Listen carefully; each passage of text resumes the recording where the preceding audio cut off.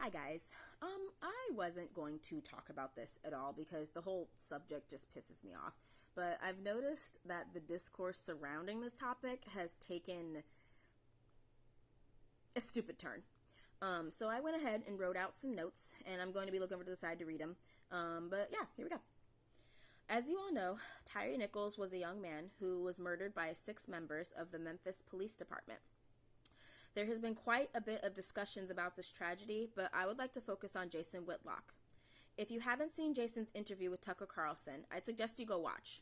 But to keep this short and sweet, Whitlock believes that these grown-ass men did what they did because of their single mommies and absent daddies. He also believes that we need to address the breakdown of the black family, which he's not completely wrong. There is a breakdown in the black family, and it's directly linked to white supremacy, and I do think it's a conversation that needs to be had. However, I do not believe that it applies to this situation, and drawing parallels to it is purely divisive and helps no one. It gives black men carte blanche to continue to project their mommy issues onto black women. It gives conservatives thinly veiled talking points to argue against progressive legislation. And we all know what the bona fide racists are going to do with it. And I have a sneaking suspicion that Whitlock is aware of all of this. He's no different than Candace the Grifter Owens. They only tell the truth for money and attention. They have no interest in meaningful change. What happened in this case is cut and dry.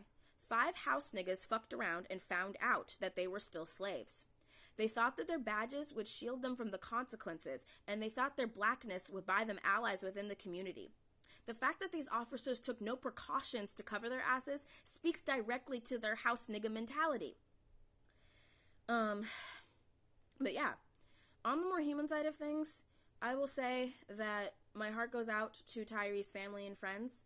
Based on the research, I can tell that he was a beautiful person who may not be here in the physical form, but I do believe his spirit will live on in each of the people that he loved.